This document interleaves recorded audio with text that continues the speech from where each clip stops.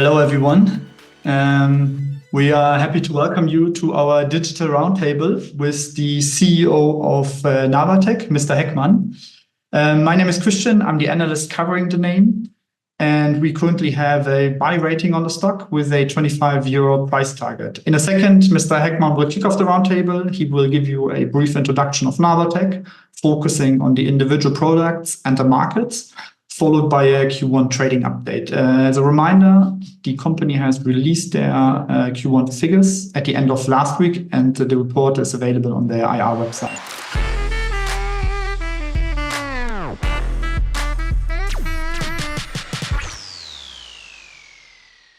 So without further ado, I hand over to you, Mr. Heckmann. Revamped the plant quite a few times the last 30 years, as you can see on our investment on or cash on investments. So let's go to the now. Sorry. Here you can see how we are split up, where we are active. Again, the revenue shares, as I indicated, we are still highly leveraged in Europe and also in Germany, and with our two sites in growing in the US with almost 12% market or revenue share. The rest of the world is, of course, more focused on Asia and China, as you will see later on. Audience have seen. I can go one more time back. Sorry about that. I think this was seen before. This is again once more a short wrap up how we are globally active. We are still leveraged highly in Europe and Germany, and with the two production sites, US is increasing, rest of world concentrated in China, Japan, Korea. The next shows our supply chain a little bit, as we are reporting in these two segments, functional fillers, specialty aluminas. You see the share ratio is about 2/3, 1/3 in terms of revenue share. Our typical supply chain, we feedstock aluminum hydroxides and aluminum oxides. Aluminum oxide is a good which is superfluous, available in the world. It's about 150 million tons, and the major use is for aluminum metal. Iron ore, or not iron, but bauxite is a key product. We feedstock typically from big refineries all over the world. Some are in Europe, and one of our major suppliers is also in Brazil. Major suppliers are named like Alcoa, Norsk Hydro, Glencore, the big ones in this field. Very important to know why we are also successful is we are in a regulated market on these eco-friendly flame retardants. What is so sophisticated? The material itself keeps a certain water, chemical bound water we made use of, and it is reduced when it comes into connection with a high temperature and flame. So typically, we first of all reduce smoke, and we can retard the flame. Everything's burning after a certain while, but we can keep that flame for a certain time away, which is very decisive if you or me want to escape out of a building.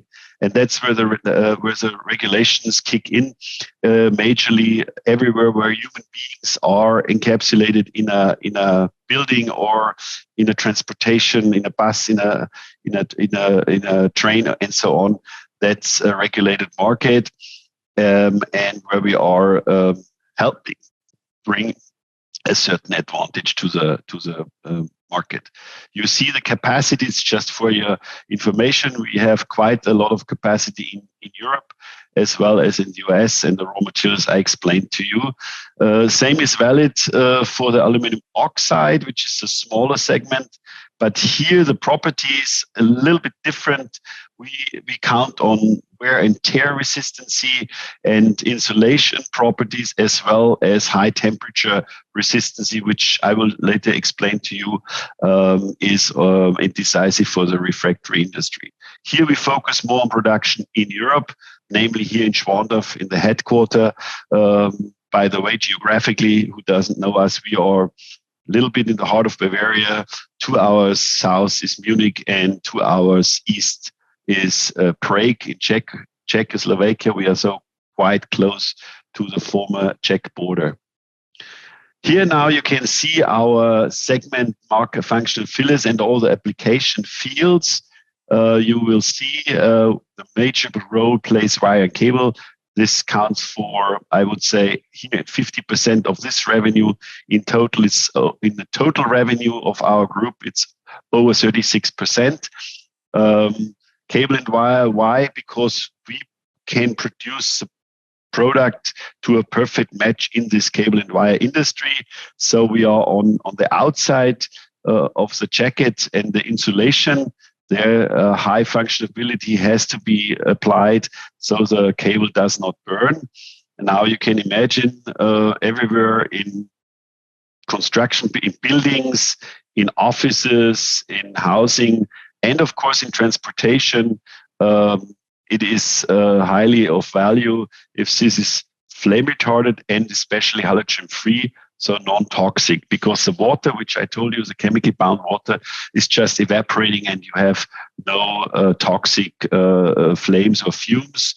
Some people might recall the Düsseldorf fire, which is a long time ago, where a lot of people suffocated and died of the toxic steam or fume. So that's why it's so important to have these materials. And as you see in the picture, in a literally sense, you see here network cable. This is also the new market application where we see a lot of upside for the future. As you know, right now with artificial intelligence, there are a lot of service centers will be built up in the next couple of years. Microsoft lately announced a multi-billion-dollar investment in Germany. Amazon wants to build up a big server farm for the next couple of years in Germany, and this, of course, will also fire our business in the years to come, because server farms are highly regulated in terms of flame retardancy. So another application, as you can see, certainly are all next to data cables. That's we are talking is certainly all the renewable energies. Kicking in with high voltage cables, wind turbines, and also PV cables, which are necessarily and partly regulated. You can imagine in the wind tower where people walk up and down the tower, all these cables are need to be filled in with our cables. One thing I always say, which is coming up, is a Brenner basis tunnel, which for some of you might be of knowledge. Also, tunnel cables have to fulfill these high standards. This can also help and boost our business in the future. And the rest, the second biggest leg is here, resins and dispersions. This is a little bit of a different feel also from the value added side, not as high as cable side, but we're talking typically about the sheeting of the walls, the backrest of the seats. They are also filled with perhaps Nabaltec materials, and that's practically to translate resins and dispersions in application fields. A relatively new market, very important, and I show you in the next few slides, is the battery market. Here we talk about separator films in the lithium-ion battery, and of course we're talking everything around the car, an electric car, where we can apply higher functionality with our materials. Giving you an overall picture of competition. Right now, we have a quite overviewable oligopolistic environment here. You see the names, and this is more focused, as we see, excluding China, because China is a little bit more diversified, and we are not so active in the flame retardants functional fillers. Besides separator filler, I come later. Huber is an US company, run one big plant in Germany, in Bergheim, under the name of Martinswerk. We together, I would say, we count for about 60% of the market share in the cable and wire market applications. Casey is a Korean, Inotal is an Hungarian, and Eti is a Turkish. The two ones here are the minor players in terms of size. Casey is here and there be seen in Europe, but they focus more on the Asian side. Market drivers, I explained to you, it's a regulated market. Some more importance is gained through recycling, circular economy, where it's no problem to recycle our materials. The growth is now showing the overall market where also other flame retardant, aluminum hydroxide, the lower end is pictured, but I can tell you right now where we are focused on the high value added count for about 60% of this volume where Nabaltec is its target market. Now we come to this new opportunistic market, which is 5-6 years old now, and we have quite a lot of investments going on in the future. It's practically two major applications with two different products, as you can read here. One is boehmite, which is a derivative of aluminum hydroxide, which we manufacture, and the visco-optimized is a kind of a special recipe we apply for the adhesive and thermal management market. Separator film, when we talk about it, it's, as you can see, the separator manufacturers might be also in the downstream cell manufacturers, but not necessarily. They also sell in the market. Typically, separator manufacturers for lithium-ion battery cells are SKI, Innovations, LG Chemicals, also, of course, CATL, but they have an in-house manufacturing. They are very well known. That's Panasonic. There are a lot of, and I would say we know all of them. Most of them are, in terms of availability, know our product. 3-4 of our majors are, as I named them, our customers. Unluckily, they are all concentrated momentarily with the manufacturing in China or in Korea or in Japan. Some, like LG and SK, have already built up a plant in Poland here, but they are still in a market introductory phase. Of a relatively new field, but mostly concentrated now in the US, in the Chinese market, is edge coating. It's the same principle with the same products. The edge of the cathode is coated because the edges of the conductor, it's a metal conductor, is very sharp and can make defects in the cell. So you coat that to get it smoother, and it's also majorly done with boehmite.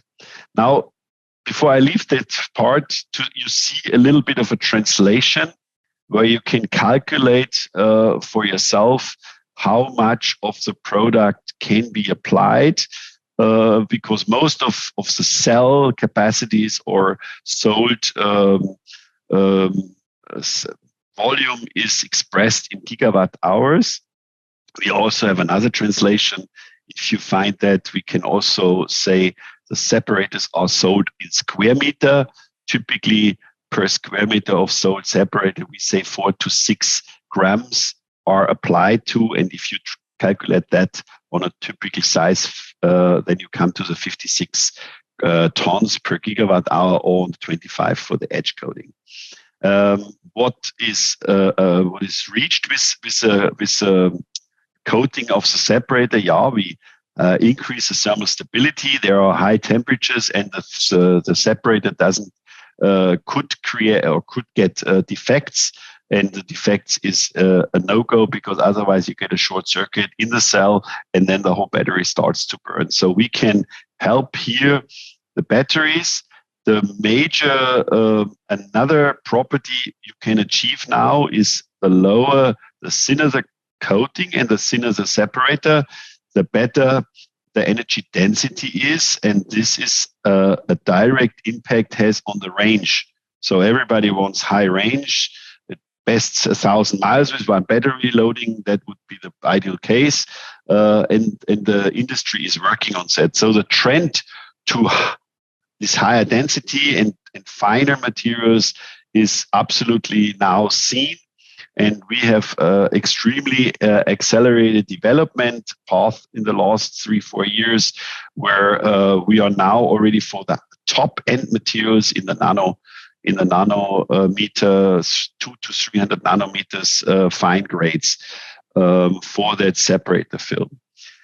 Just to wrap up here, we are having a capacity, if you recall on one of the first pages I showed you, 10,000 tons. We will double that capacity within the next 6-8 months at an investment of overall nearly 20 million at the Schwandorf site to be prepared for the big increase of volume in the next years to come. So to leave the edge coating and separator film coating now with boehmite, there is a second application, and it's called thermal management. As you can see, this symbolizes a battery case where all the cells, in this case, it's a round cell, not a prismatic, or it's it's like this cell. And on the socket, it needs an adhesive, and the adhesive needs to be thermally conductivity, so you get the heat out of the battery case. And with our material, with our visco optimized, you can support that to a quite high degree. Of course, before us, there were other materials, but they were much more expensive. And we found a way to get the perfect fit between costs and efficiency. The second application besides adhesives is so-called gap filler. What can you understand? You see here the purple color, and between the cells, when they are set on the socket, there is an air gap, and you need to fill that also because air can kind of keep heat or warm air, and this needs to be taken out of the battery case as well. And so they fill that up with these so-called gap fillers, where our material is applied to, as well as a good heat conductor to the outer side of the case. And there you have the cooling systems, and then this reduces the risk of overheating. That's the major application for that. Typically, customers, to give you an idea, are like Henkel, DuPont, Dow, Wacker Chemie for silicone-based gap fillers and adhesives. And for that new field, we also do a big investment in the Schwandorf site. Right now, we are limited to a capacity of 6,000-7,000 tons, and it's very labor intense. And we want to bring a state-of-the-art manufacturing site, a greenfield site here into the plant, where we can combine also existing processes. The future capacity will be 30,000 tons of this new material, and the cost approximately is now 25 million. But as I pointed out, it's not only for this single application. We also put some synergies on it by taking old processing products out of the old process and put it in the new plant, because we see a lot of synergy effects. That's as a background knowledge. Here a little bit the drivers for this e-mobility.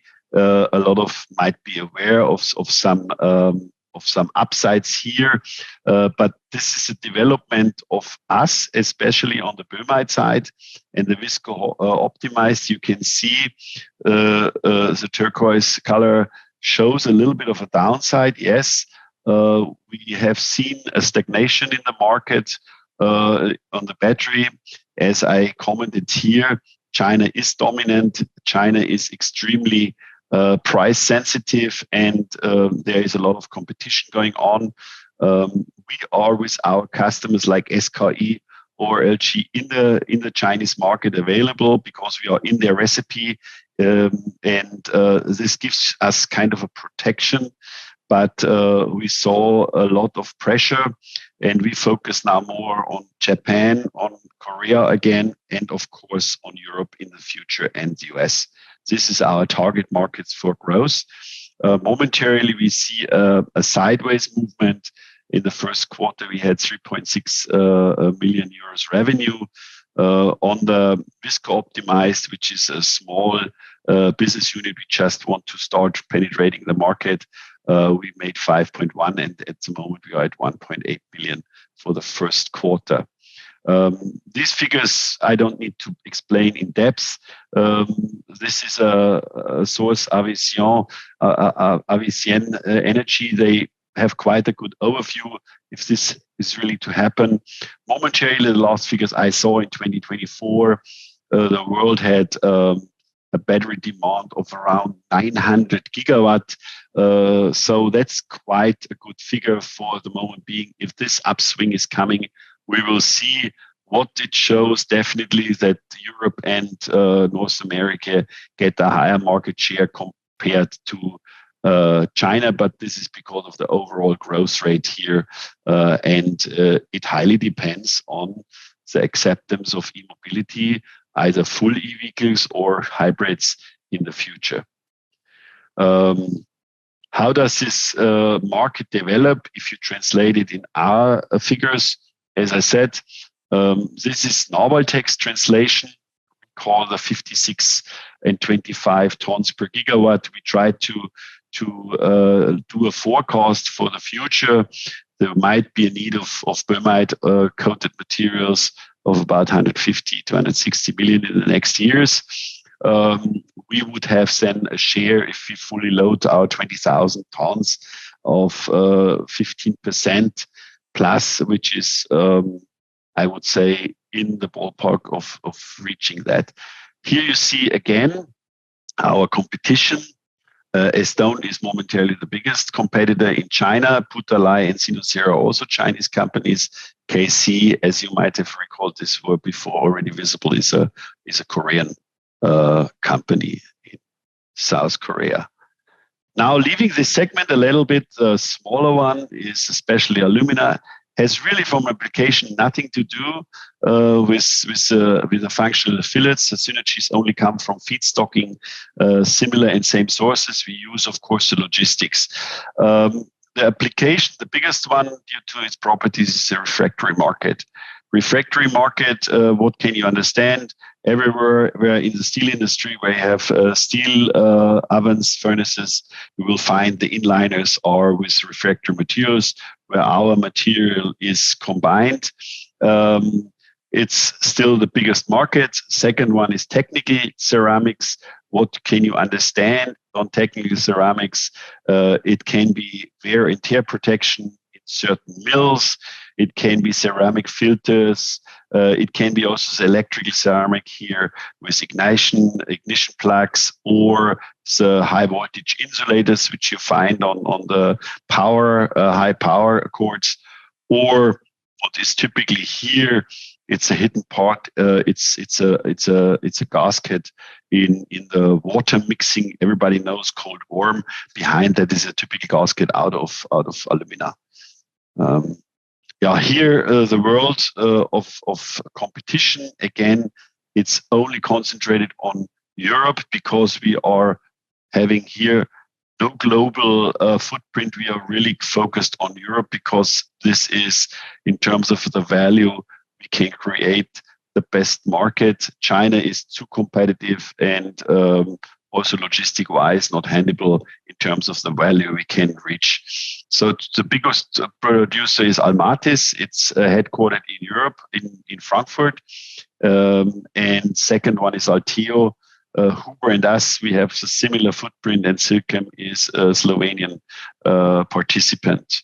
The growth drivers, of course, here is the direction that taking ceramics in transportation as well as in mechanical engineering tend to grow and also highly specify. And we, with our special materials, can contribute to a better performance of all these goods I just showed you. The overall market grows along GDP or a little bit higher. This is really the market in reference of the world, but I would say we target a market again which is half the size here shown where we are active. Market entry barriers, one thing I think is very important to know, it's a very capital intensive product. One thing I want to point out is cost efficiency and energy supply.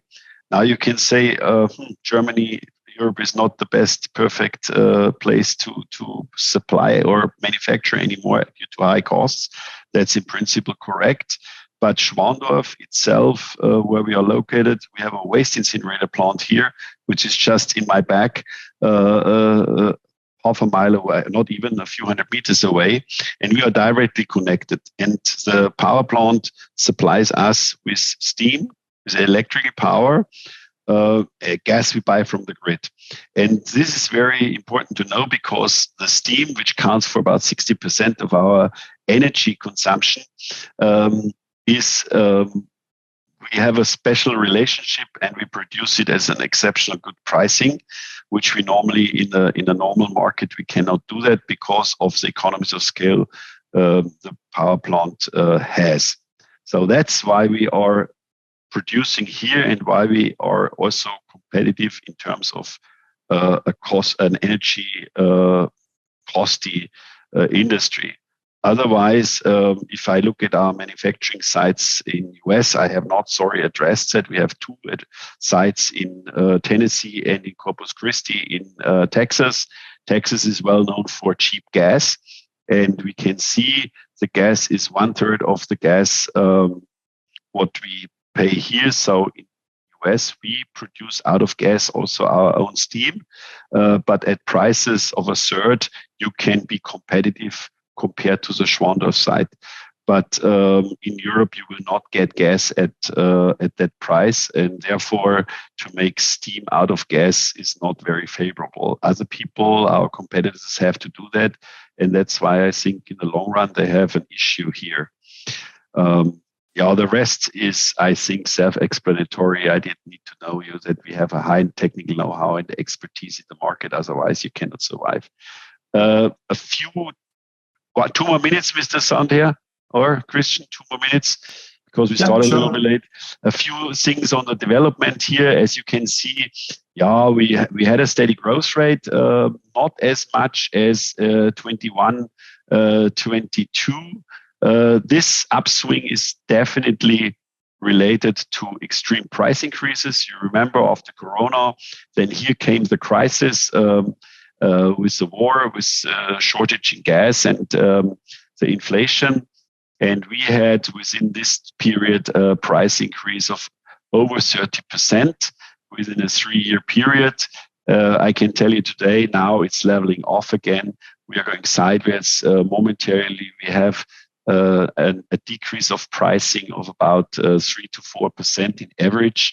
And you can also see that in our Q1 figures, which we have reported, which goes a little bit down. The EBIT margin in the moment keeps fairly well leveraged at about 9.3, 9.4%. Last year we had 9.4 in the first quarter, so we are quite good. What we can see, to give you a little bit of an outlook, is that volumes come back. The last 2-3 years we lost volumes due to a higher pricing, which was in our favor because of the cost curve.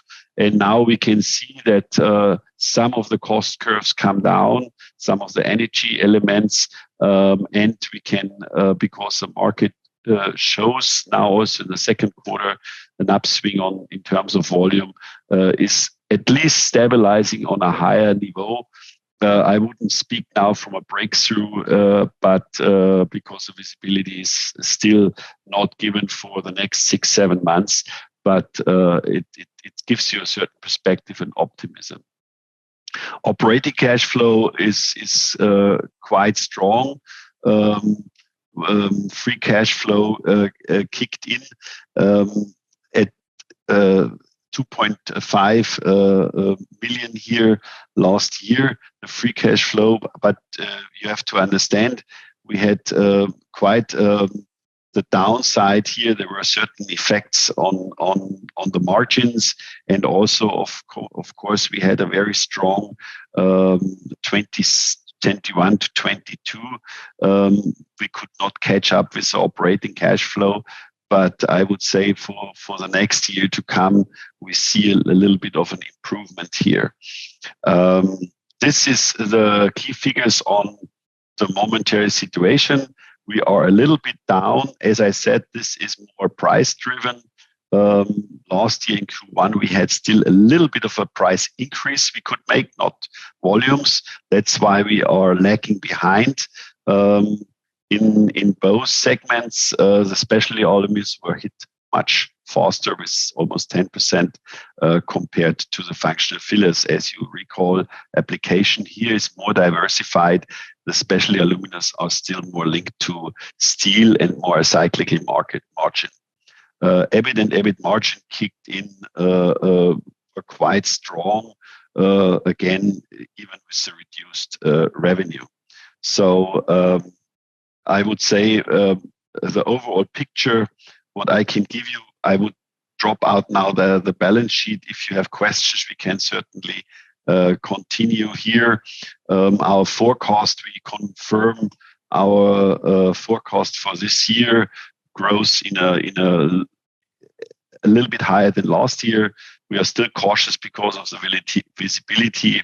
The EBIT margin 7 to 9%. You see, we outpaced that already by 9.3. I'm optimistic that we are keeping that high level for the rest of the year. Coming back once more to the cash flow, because I wanted to tell you a little bit about investment in relation to I announced with 2 big investments on boehmite and visco optimized. You will see here an increase. Last year we had quite a low investment because also we could not keep the pace in investing.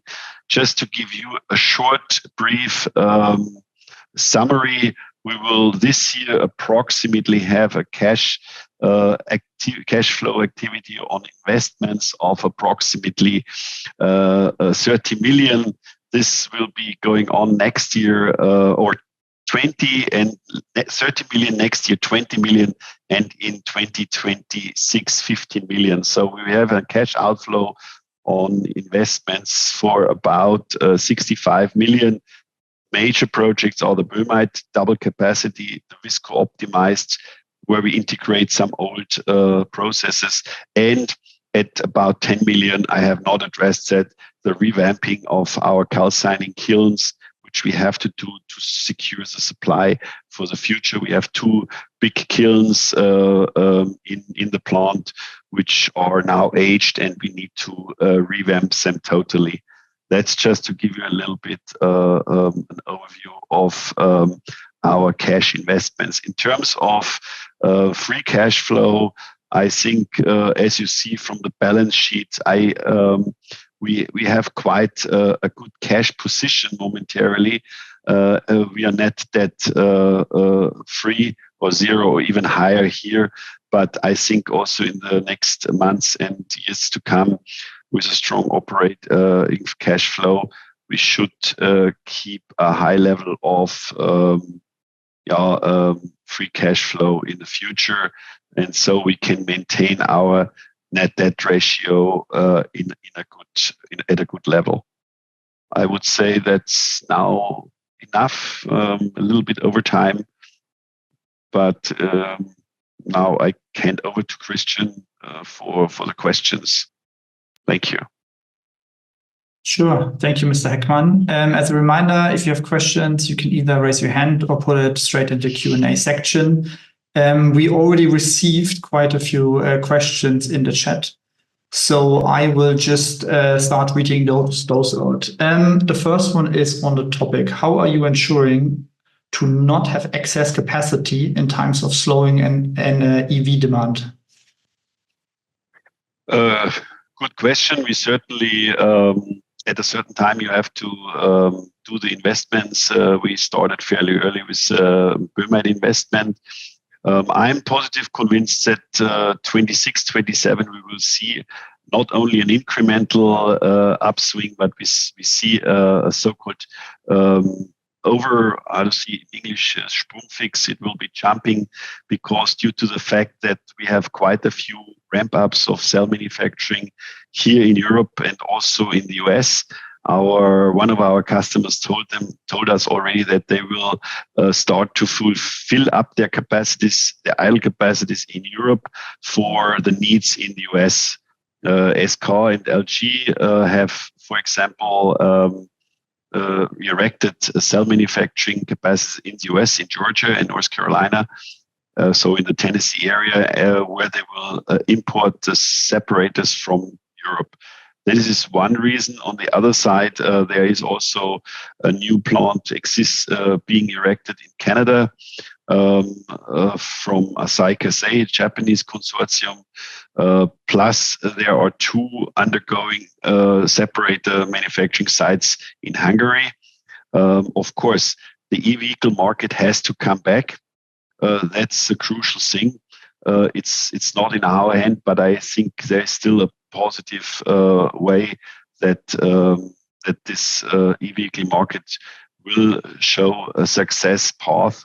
How it is in every new industry, there will be now a settlement. I think we have now a certain quietness, and then the next step comes up within the next 2 to 3 years. But yes, the next bigger increase we see 25, 26 onwards. The plant, the commissioning will be end of first quarter 2025. And then we need about 6 months to introduce the products again from a plant because of the 4M change management in the car industry. So we need at least until August, September next year until we can supply out of the new plant into the industry. That's quite the time to go. Okay, great. Then another question on the EV topic. What is the prospect of Nabaltec's application as far as the solid-state battery technology is concerned? Very good question. It's a $1,000 question. I cannot give you. I can only give you my perspective. The performance of the lithium-ion battery in the so-called liquid phase, which we are talking about, I think it's in an extreme upside development stage. I'm convinced that these batteries will have its success. Why? Because first of all, there are invested already multi-billions of dollars in these new cell plants, and it's not compatible to for the solid state. For a solid state, you need a complete new manufacturing site. So the producers will not quickly switch, and the solid state, the costs versus the effectiveness is not given at such an extent or a degree as we have now with the LIPS. If you come to the lithium-ion battery at a range of 600-700 kilometers or even more, why to have a solid state at a much, much higher price, perhaps where you can buy another 200 kilometers. I think solid state might get successful in smaller niches, like race cars, special cars, where you can do that. But in terms of cost efficiency for a middle-class car, I think it will not. It's too costly. That's my personal opinion. But up to now, you see a lot of projects are always announced, and they're postponed, because there are also a lot of technical hurdles momentarily involved to bring that on stream in a series production. Single units, yes, but in a small series production, that's the big challenge what they face momentarily. But you have to ask the expert. Okay, great. Dennis, we have some questions on CapEx. So the first one is, could you quantify the expected synergies from your plant extensions? I believe this question is geared towards the investments you're doing for the gap filler, where you said it's quite labor intense currently. It's hard to say. As I said, we are building a state-of-the-art without any manpower. We will just have a control room where we hook it up to our major control rooms, and everything is done without people involved. It's momentarily hard to say what the synergies in terms of dollars or euros per ton is. I cannot answer you that because the only thing is we streamline certain processes, but it cannot be at this moment quantified.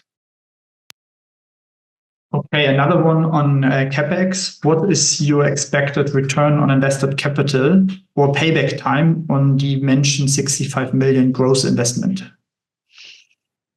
Depends, of course, certainly of the market. Normally, we calculate with a ROCE of above or around 10%. That's normal. And the payback period, it should be in the ballpark of 5 years or less. Of course, it's heavily depending on the market development, and in this case of the e-mobility. But the volume potentials are definitely there because it's a global market. We're not limited to a certain niche or market region. Because we are worldwide active, of course, now focused on Asia. In the future, the focus will go more to Europe and US, but we still will have a footprint where we can be also economically successful in Asia, especially Japan and Korea again. China, we have to see what the market development also in terms of competition does. All right, then a question on the cable and wires business. How much of the revenues are stemming from high voltage and data cable solutions? Direct answer, I cannot answer that question. It's hard because our customers do not directly always disclose. I would add some information. We have 2 customers. The one is a compounder, only does the granulates and sells the compound to the cable and wire manufacturer, for example, Pirelli, Draca or Nexans. And then we have, of course, the Nexans who have a vertical production. The compounders normally, if they have a good overview or not, but they don't disclose it, where their compounds are sold. They sell the compound and the cable manufacturer does a high voltage cable or does a data cable. It's not visible for us. So it's hard to say X% of the revenue is really data cable.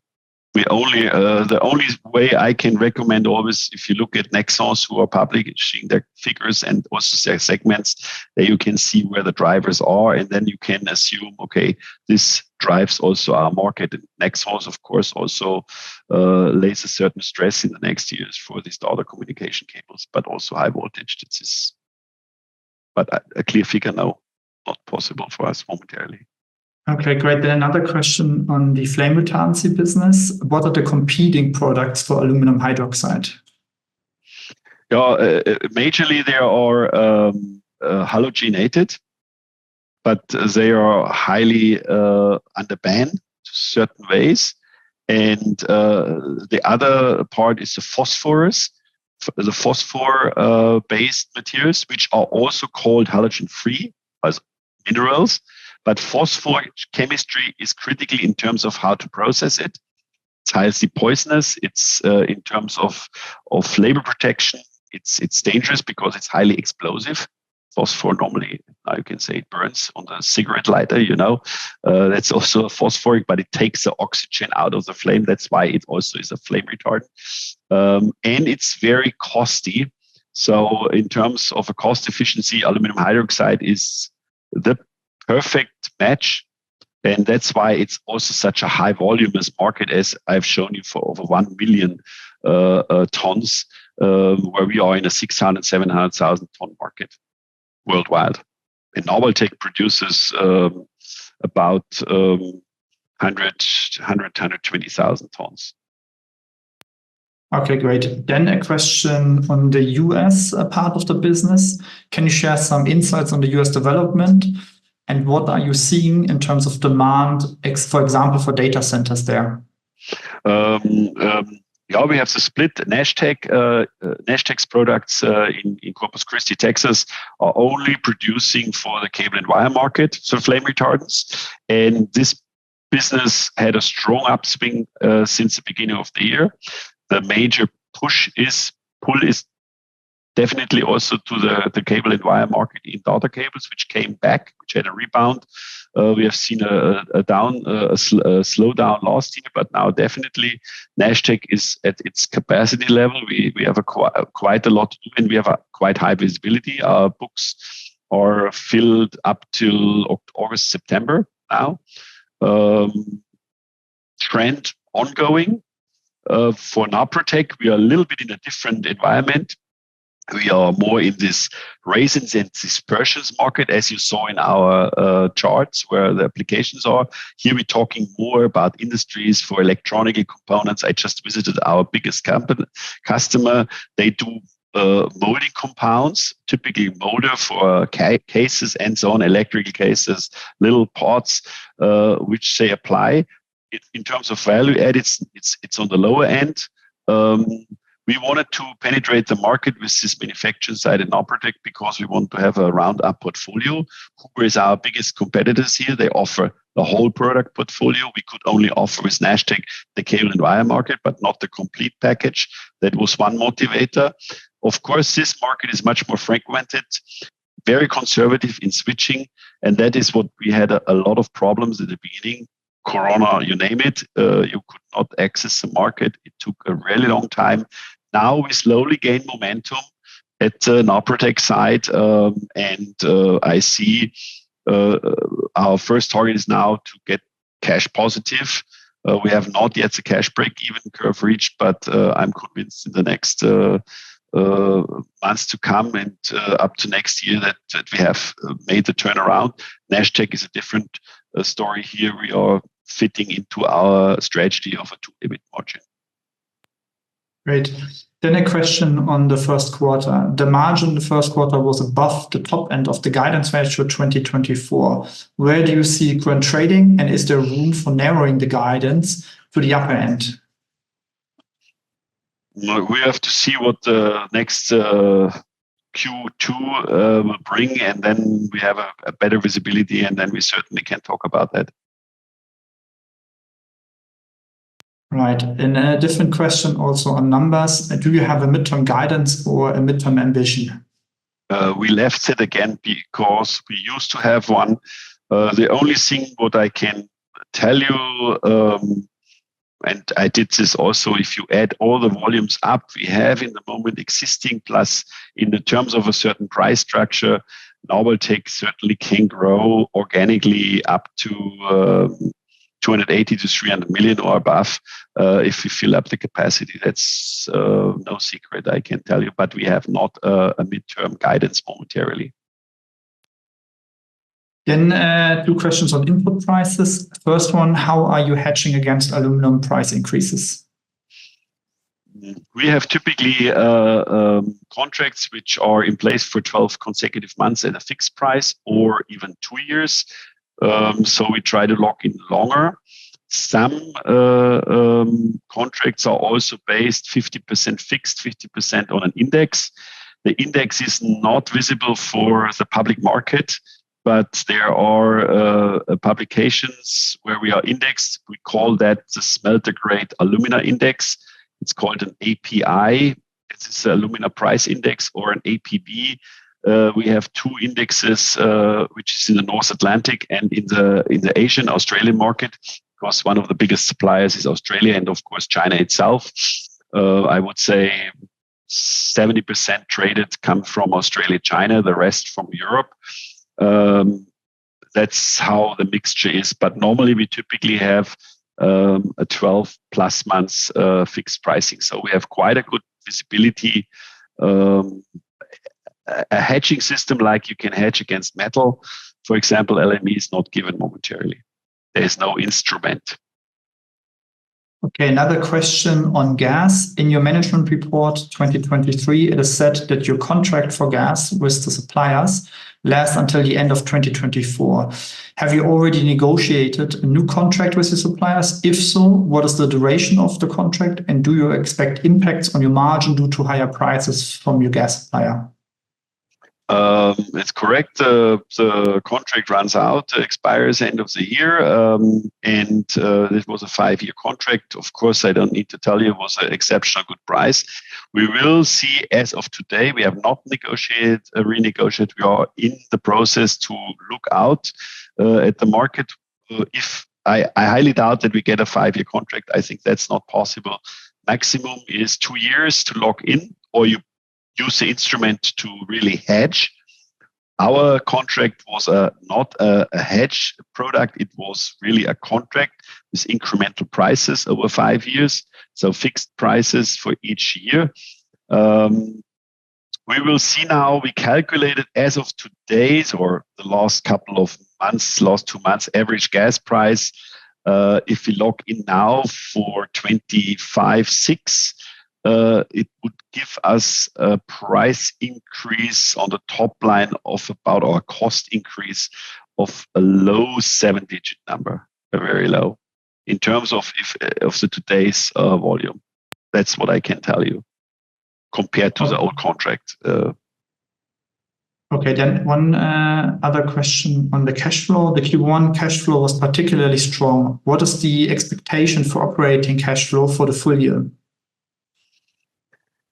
It depends now a little bit on also our operating margin. I can give you not a precise figure. We had some extras on the cash flow this year. I have described it as the time deposits, which was moving. It's a festgeld, a fixed deposit, which is related to cash now, which is 15 million. This will drop out in the next months. We had an extremely low or shortage in storage, so we had capital to be lowered, and so we gained a little bit. This will level off. I cannot give you now a precise picture, but I would say if it works out fine for the rest of the year, I would be saying that what we invest, the investment activity amount we spent would be leveled off by the operating cash flow. So, or we might have we see a little bit of a positive or zero free cash flow. That's the most target I can give you at the moment. Okay, to somewhat stick with the topic, how easy can you pass on price increases for materials to your customers? We have done this extremely the last 2 years, but I think it was an exceptional years. Normally, if the market works out fine, we can always be in the ballpark of 2 to 3%. You have to understand there's quite a gap between the input costs and the sales price. So normally we are able to move forward because of our situation with the competition. The competitors buy at similar metrics as we do. There's not much of an advantage or disadvantage here, and that gives us always room to move align with the environment here. So typically you see 2 to 3%, 4% increase momentarily, of course, because of the hike of 30% within 2 years, which we never saw. If you look at our revenues, mostly of the revenue was quantity growth and not quality growth. That was exceptional. So normally we can leverage that increasing costs to the prices at these margins. Great. Then 2 more questions on the whole boehmite and EV topic. In the event of a slower EV adoption, is there a risk of a prolonged price war in boehmite? And can you quantify the ideal cost if there's not enough demand once the fab is online? Of course, we for the pricing momentarily we sell at about 3,000 euros per ton, a little bit above. We definitely have incorporated in our metrics a price flexibility of down to 2,500 euros for this region. I think this is momentarily something where we could be competitive compared to what we see if it comes to Europe. In China, the pricing is momentarily lower. It's more than around $2,000, $2,200 for an equivalent. But we, as I said, we grew with the customer and we have a certain contract, so we can kind of protect the prices. But we are aware that in terms that we have to increase volumes once we have more capacity, we have to also be more price flexible. The worst case scenario, in case if this plant is not in full utilization, we can also manufacture our old goods like the fine hydrates for the market. for this cable and wire market. So we are flexible and can give, if we have a bottleneck on this side, and fill up capacities with the goods we are already successful in the market. So that's always a philosophy. So we are not just stuck and the plant is idle. We showed that in 2016-17 once, where we had a plant idle and we filled it up with our existing products. Of course, that's not the perfect match for such a high investment, because normally the value added is differently calculated, but we would not be stuck here at low volumes. This gives us a certain flexibility. All right, and the final question, can we expect a boehmite production at the current US sites in the next years? I didn't understand the first one. Can we expect a boehmite production at one of your US sites in the next years? As long as we have free idle capacity, of course, not because there is no export ban or so. So we are flexible and we have 2 sites, so we can use them also as a hub for distribution centers. No, of course, as long as we have idle capacity here in Schwandorf, we will concentrate here. We have better synergies. If this is in excess and the market still grows extremely, then we have a perfect location with Nashtec or Nabaltec. With Nabaltec, we are in the center of the cell manufacturing sites. Then we, of course, have the blueprint in our drawer to make something similar with an investment in West, but momentarily it's not on the target list. Okay, great. There are no more questions, Mr. Heckmann. So I thank you for your time, and I would hand over to you for some final remarks if you would like. Yeah, we have a lot of talk now, and I loaded you with a lot of information. Probably you have to digest first. Thank you very much to the audience to join this new platform. Thanks to Christian. I think it will be a very success story with the Roundtable. We hope we can quite more often make use of that. If you have any questions, as I say, put it through Christian or myself. You can address that if something pops up. And otherwise, I have nothing to add here. I would be, of course, very happy if you become an active investor or you already are one. I see a lot of upside in the next years to come with Nabaltec. As you see, we are very successful. We are a niche player, and I'm convinced that we have done our homeworks and we will do it for the future to be at the top end of the most innovative companies in our segments here. Thank you very much again for your attention. Thanks, everyone. Bye.